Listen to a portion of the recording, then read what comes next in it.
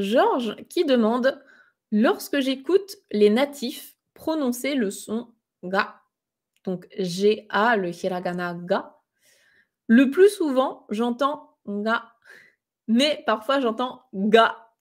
Alors, je vais essayer de grossir un peu les traits, mais il y en a un, on pourrait le retranscrire en romaji par G-N-A, donc gna, nga, et l'autre, c'est vraiment G-A, ga, donc un peu guttural. Comment se prononce le ga en japonais? Comment se prononce du coup ce son? Est-ce qu'il y a une règle à ce sujet? Alors, oui, enfin, il y a une règle, oui et non.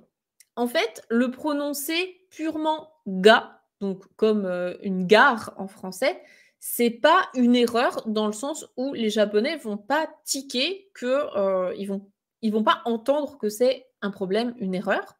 Il y a plein de japonais qui le prononcent comme ça et c'est totalement OK. Maintenant, il y a également des japonais qui le prononcent plutôt un peu plus étouffé, donc un peu plus avec un son de N dedans, ga. Sauf que, ici, la règle sous-jacente qu'il y a dedans, c'est que tu peux pas le prononcer comme ça s'il est en début de mot.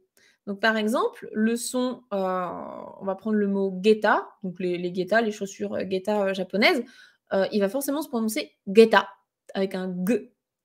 Par contre, si je prends un autre mot comme nagai, long, donc l'adjectif long, nagai, tu peux le prononcer je vais essayer de forcer, nagai, nagai, ça va, ou bien nagai.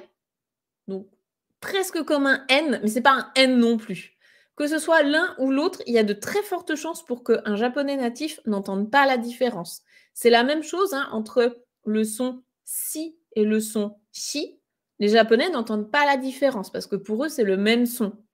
Donc là, il n'y a pas trop à te torturer l'esprit avec ça. Si tu le prononces comme en français, gars, il n'y a pas de souci. Personne ne va t'en tenir rigueur. Et d'ailleurs, j'ai fouillé un petit peu et j'ai vu qu'il y avait eu une étude, alors ça remonte hein, à 1941. Il y a une étude à ce moment-là, en 1941, au Japon, qui avait été faite sur 70 collégiens. Et l'étude montrait que 30% des collégiens n'utilisent jamais le son g, donc un peu, tu vois, un peu moins prononcé, un peu plus comme un N. Donc il y a 30%, à peu près un tiers, quoi, qui l'utilisent jamais comme ça.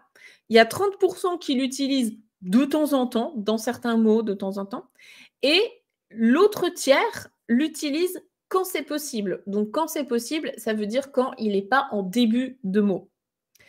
À l'heure actuelle, donc les collégiens de 1941, ils ont vieilli et à l'heure actuelle, ce qui ressort sur, les forums et cetera de japonais, actuels, c'est que, c'est un peu plus les personnes âgées qui vont utiliser ce son «g».